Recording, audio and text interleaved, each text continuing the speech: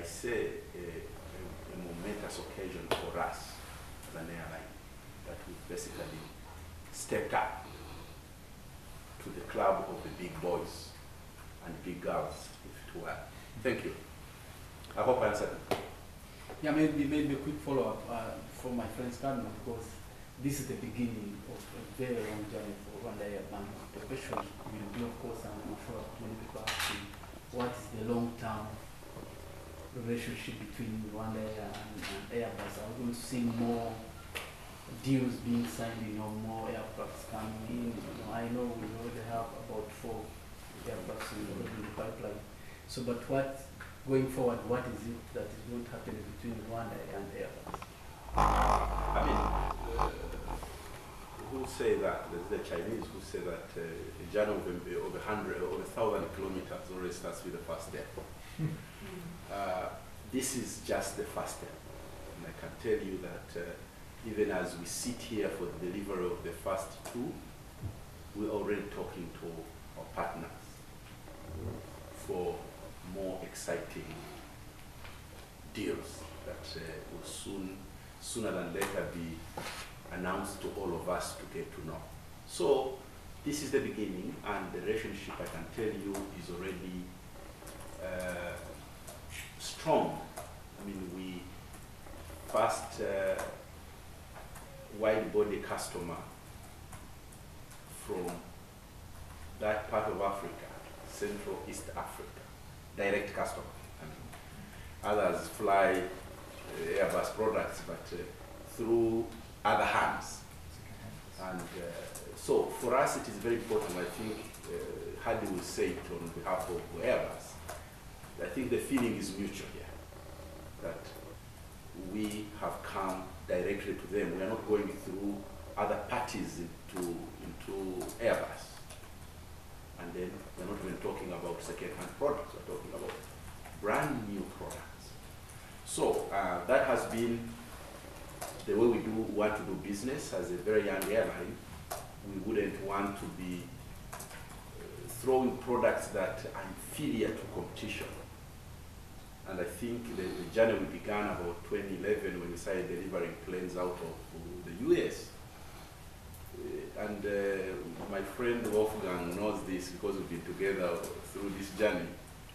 We talked about white bodies then. Yes, we did. And we spread them in our boardroom. Yes. And so today we got them. So. And a different one.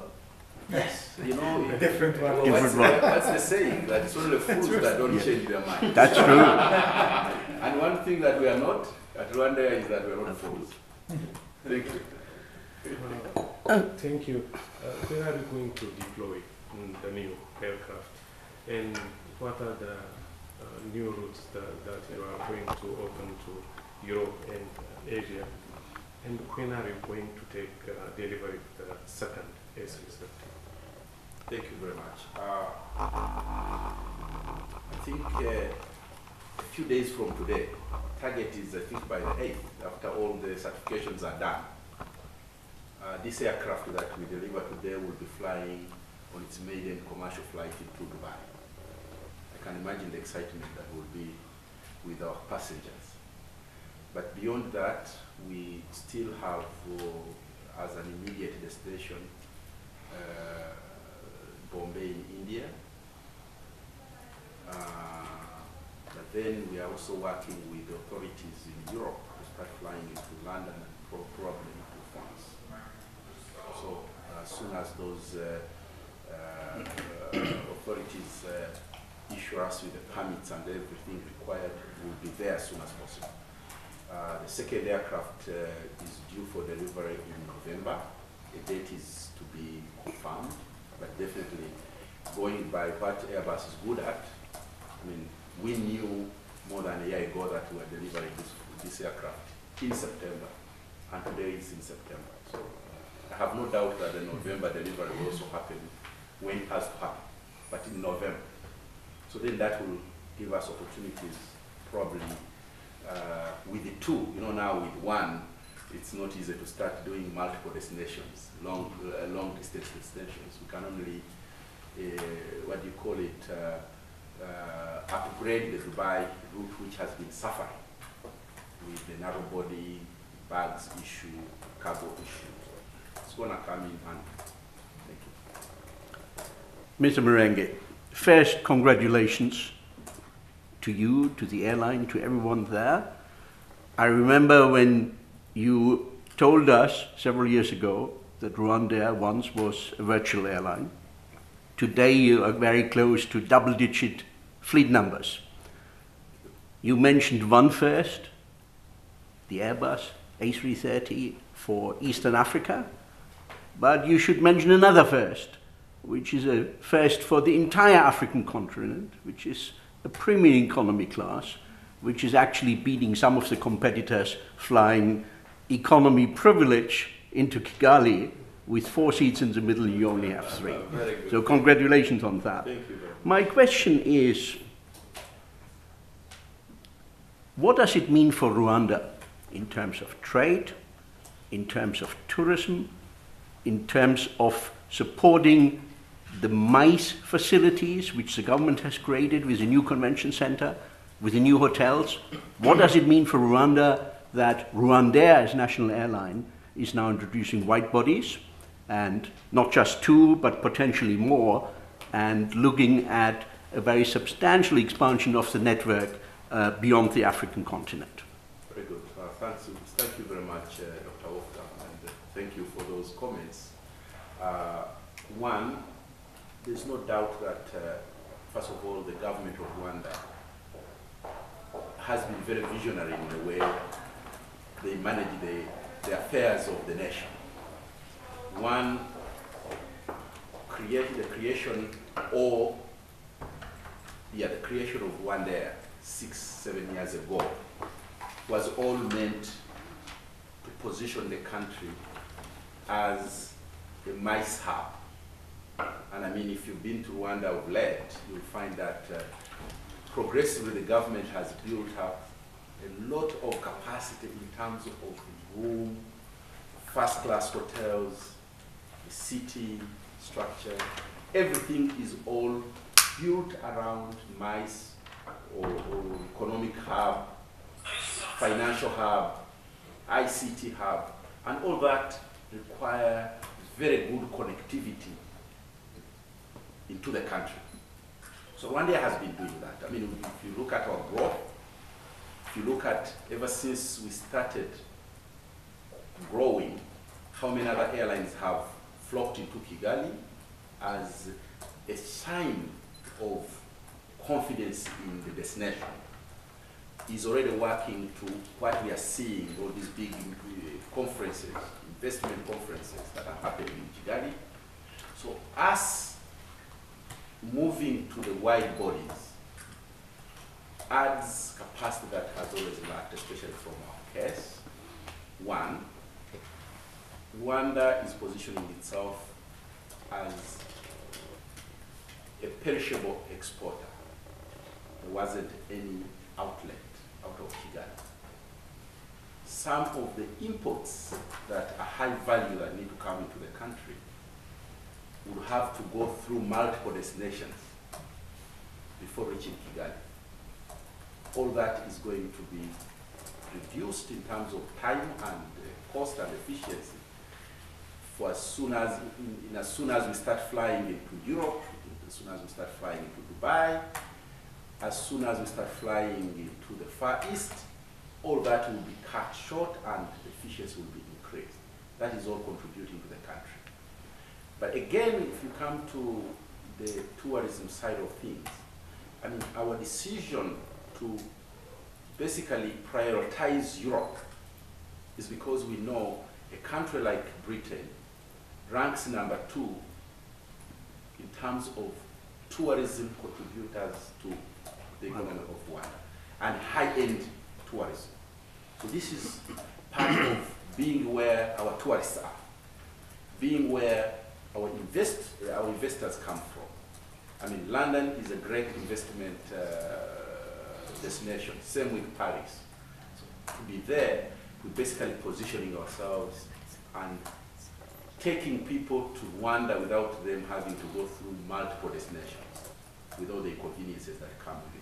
So in terms of your question, this is definitely a step in the right direction, and for sure we'll see more tourism, investment, name it, conferences happening in Rwanda with the increased capacity. Thank you. If I may follow on that, Rwanda is also looking at building a second international airport. Only recently was it reported that it will be a deal under BOT, build, own, operate, and then transfer to the Rwandan government. Will that be your new hub airport? Yes, without doubt. Kigali International Airport, the current setup is definitely going to be congested in the next 5 years, especially when we start these operations. Be sure in the next 5 years it will be congested. So the recently concluded deal between government and a private investor that will see this new airport start operations by 2018 Yeah. is all meant to fit into our growth strategy, so that with our growth then we'll be able to transition smoothly from our current airport that has a maximum capacity of about 1.5 to 2 million passengers a year to one that it has about 3 to 5. So it is all worked out together, and we are always involved and consulted in matters of the new airport development. Thank you. And in closing, if I may, you know, of course, my opinion about the revival of Uganda Airlines, and that I have vehemently opposed that. I hope I'm not putting you in a difficult position, but RwandAir has been granted fifth freedom rights out of Entebbe to Juba and to Nairobi. Would you actively seek fifth freedom rights to other destinations out of Entebbe so that you can become a quasi-national airline, a brotherly, neighborly national airline for Uganda, and make it unnecessary to go through all these, we know about past startup failures, go through all of it again. And while you have the capacity right next door, half an hour's flight away. That's a very difficult question, Doctor. You know that. But let me put it simple. I mean, Uganda, just like the other East African nations, have signed an open BASA with us, with Rwanda. So, in terms of that bilateral air service agreement, we are welcome, let me put it that way, to apply for any rights, be it fifth freedom, to any other destination. So, as an East African operator, just like all the other East African operators, Ethiopian, Kenyaways, we will continuously seek those rights wherever we can deploy capacity. So, I would say it's a continuous process that will always seek those fifth freedom rights. And I want to say also that they've been kind enough that whenever we have asked for those rights, they've granted them, which is definitely in the spirit of the East Africa that we are all looking at. I think I would rather stop there. Thank you very much. I look forward to seeing you much more often in Entebbe. Thank you. Please go ahead. We spoke briefly in the mock-up about London and about now that you have an A330 is an enabling factor for your airline to fly further afield. So with destinations like you said, London and I think Paris, I know it's very early days, but how far would you be considering in terms of, have there been any plans or any talks about, you know, which London airport, because of course Heathrow is, you know, quite full. And then my other question is about premium economy, and as to whether or not you installed it because, you know, it's a conscious decision now. Airlines are saying that premium economy is one of their biggest money makers because it's such a popular thing, or is it because in Africa there isn't premium economy, so you're pioneering the way forward? Very good. So, as you put it, it's still a bit early. We are working with the authorities in both UK and France. We have already put in our applications, and most importantly, what was missing or lacking at this stage was the specs for this aircraft. As we talk, I think Fred just mentioned to me that they've already been sent, because we're not going to progress with our applications unless we had specs of the aircraft to be operated that is licensed in our names. So that was still, would I say, a stumbling block, but now that is out of the way. So from now on, we're going to pursue that very rapidly, and hopefully everything will be done with and we'll be able to fly into London and then Paris. In terms of which airport, we are definitely looking at Gatwick. Okay. That's the airport we are looking at. Of course, our wish and our best first choice would have been Heathrow for obvious reasons, but we also appreciate the constraints that are faced by Heathrow as an airport. So Gatwick is okay. We know lots of good airlines are already hubbing there.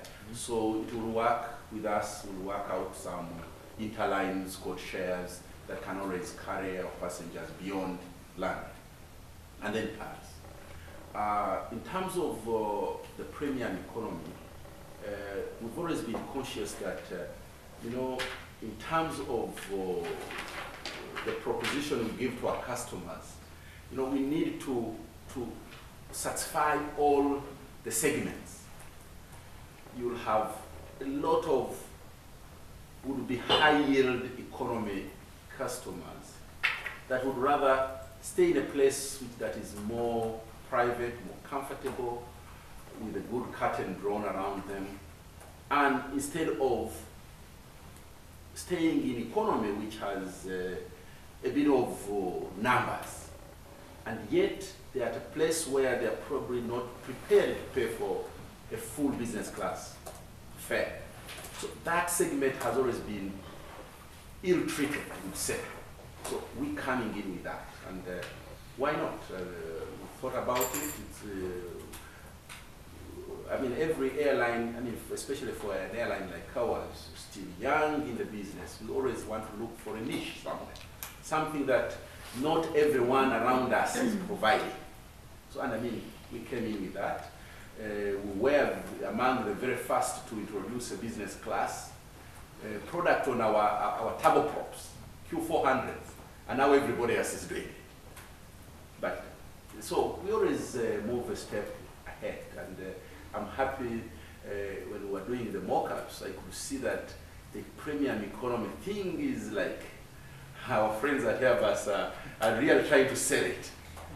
So it's along those lines. So we're happy that we first, especially in the region where we operate, to be offering premium economy, and we have no doubt there will always be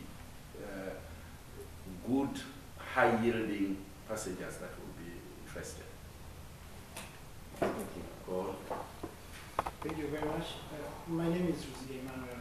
I work for RwandAir, Rwanda Broadcasting Agency. My two questions, one goes to Thank you.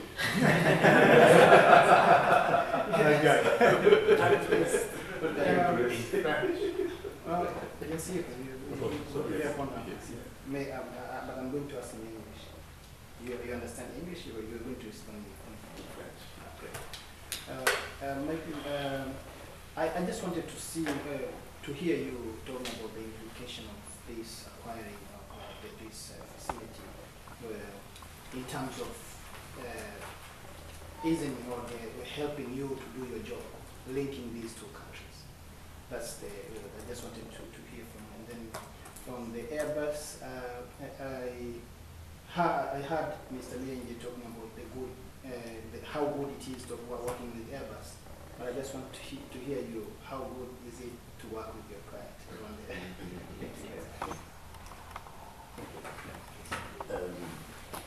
Merci pour la question. En effet,